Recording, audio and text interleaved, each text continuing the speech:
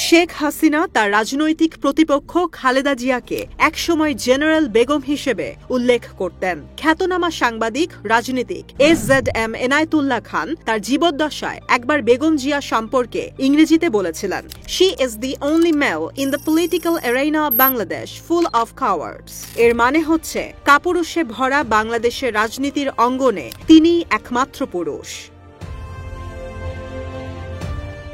General HM এরশাদের স্বৈরশাসন বিরোধী সংগ্রামে তার অটল ভূমিকার কারণে সমর্থক নেতাকর্মী ও গণমাধ্যম তাকে আপোষহীন নেত্রী অভিধায় ভূষিত করেছিল। ঘটনাটি বলেছেন সিনিয়র সাংবাদিক ও লেখক বেগম খালেদা জিয়ার সাবেক প্রেস সচিব মারুফ কামাল খান। তিনি স্মৃতিচারণ করে বলেন, "দীর্ঘ সময় তার সান্নিধ্যে থাকার সুযোগ হয়েছিল আমার। তার সঙ্গে কাজ শুরু করেই অনুভব করি তার ব্যক্তিত্বের প্রখর কিরণ ছটা। চারপাশে সবসময় তিনি ছড়াতেন এমন এক দীপ্তি যা তাকে দিয়েছে অনন্যতা। সবার মাঝখানে থেকেও তিনি নিজস্ব বৈশিষ্ট্য, স্বাতন্ত্র্য ও দূরত্ব বজায় রাখতে জানতেন। সাহস ও দৃঢ়তার এক অনন্য নজির ছিলেন তিনি। তবে তার মধ্যে কাঠিন্য নয়, বরং এমন বিশেষত্ব ছিল যা সবাইকে তার প্রতি পরম শ্রদ্ধায় আকীর্ণ করত। তিনি ছিলেন নিবিষ্ট শ্রোতা, সবার কথা মনোযোগ দিয়ে শুনতেন বেশি, নিজে বলতেন কম। তার অসামান্য সৌজন্যবোধ, বিনয় ও ভদ্রতায় মুগ্ধ হতে হয়। বৈঠকি আড্ডা বা অহেতুক গল্পগুজব এড়িয়ে চলতেন। বাহুল্য কথা ছিল একদম অপছন্দের। কুৎসিত মনের নষ্ট মানুষদের কিভাবে উপেক্ষা করতে হয়, কিভাবে জঘন্য উক্তিকে গ্রাহ্য না করে তাদের অস্তিত্বহীন করে দিতে হয়, এ শিক্ষা আমি তার কাছ থেকে পেয়েছি। ব্যক্তিগত আক্রমণকারীদের প্রতি তার নিরাসক্ত ঔদাসীন্যে কষ্ট পেয়েছি, কিন্তু দেখেছি দিন শেষে তার দিকে কাঁদা ছোড়া লোকেরাই নিজেরাই কর্দমাক্ত হয়ে গেছে, আর খালেদা জিয়া রয়ে গেছেন দেদীপ্যমান সুন্দরের প্রতীক হয়ে বিজয়িনী বেশে। ১/১১ পর ফখরুদ্দিন মঈনুদ্দিনের জরুরি অবস্থার জামানায়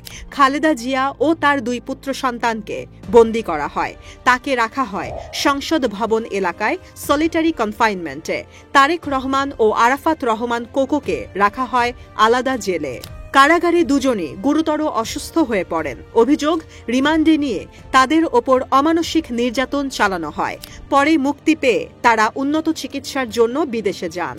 খালেদা জিয়া ছিলেন স্মৃতিচারণে অতি সংযমী। নিজের বন্দি জীবন নিয়ে কখনো গল্প করতেন না, তবে আমরা জানতে চাইলে সামান্য কিছু বলতেন। তার একটি কথা আজও আমার মনে গেঁথে আছে। তিনি বলেন, "আমি তো মা, সন্তানের ওপর নির্যাতনের খবর হয়তো আমাকে দুর্বল করে ফেলত, আর সেই দুর্বলতার সুযোগ নিয়ে ক্ষমতাসীনরা আমাকে ব্ল্যাকমেইল করত। তাই বন্দি অবস্থায় আমি খবরের কাগজ পড়া এবং টেলিভিশনের সংবাদ দেখা ছেড়ে দেই।"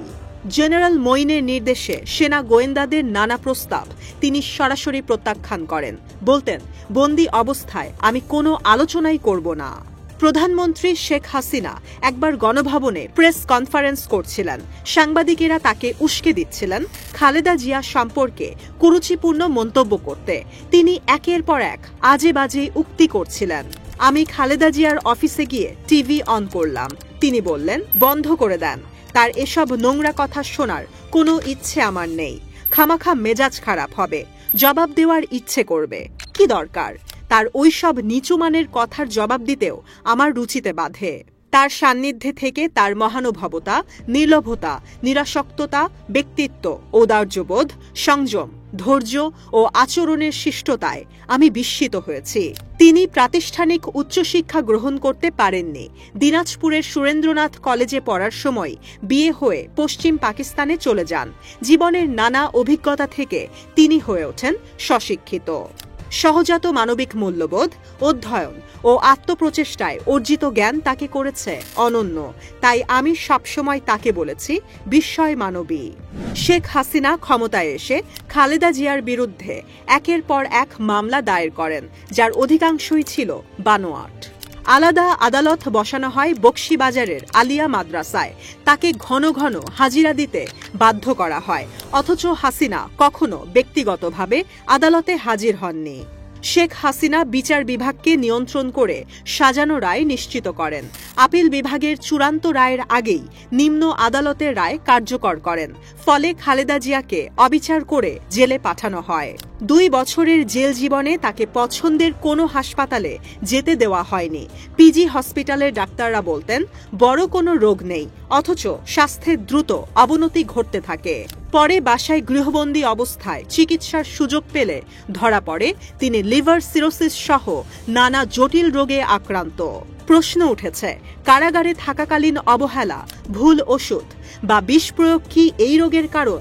সরকার প্রধান শেখ হাসিনা এ দায় এড়াতে পারেন না। এত বৈরিতা সত্ত্বেও খালেদা জিয়া কোনো অসংযত প্রতিক্রিয়া ব্যক্ত করেননি। হিজাব নেকাব না পড়লেও তিনি ছিলেন ধর্মপ্রাণ। নামাজ, রোজা, হজ, জাকাত সবকিছুতে তিনি ছিলেন নিয়মিত। তার পূর্ণ ঈমান ছিল আল্লাহর ওপর। তিনি বলতেন, আল্লাহ সবকিছু দেখেন এবং তিনি ন্যায় বিচারক। শেখ হাসিনার ব্যাপারেও আল্লাহ বিচার করবেন। অবশেষে সময় পাল্টে গেল। দুর্দণ্ড প্রতাপ শাসকরা প্রাণ ভয়ে দেশ ছেড়ে পালালো।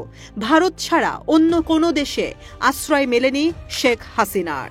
আর খালেদা জিয়া আল্লাহর ওপর ভরসা রেখে সব সয়ে যাওয়া নেত্রী আজ মর্যাদার শীর্ষে। তার চিকিৎসার জন্য কাতারের আমির পাঠান বিশেষ অ্যাম্বুলেন্স, ব্রিটেন দেয় ভিআইপি প্রোটোকল। অপমানের অধ্যায় পেরিয়ে তিনি পেলেন বিপুল সম্মান ও অপরিমেয় মর্যাদা। সব শেষে মনে পড়ে কোরআনের অমোঘ বাণী, যার অনুবাদ, হে আল্লাহ, তুমি সার্বভৌম শক্তির অধিকারী। তুমি যাকে ইচ্ছা রাজত্ব দাও, যাকে ইচ্ছা ছিনিয়ে নাও। তুমি যাকে ইচ্ছা সম্মান দাও, যাকে ইচ্ছা অপমানে লাঞ্ছিত করো। তোমার হাতেই রয়েছে যাবতীয় কল্যাণ। নিশ্চয়ই তুমি সর্বশক্তিমান।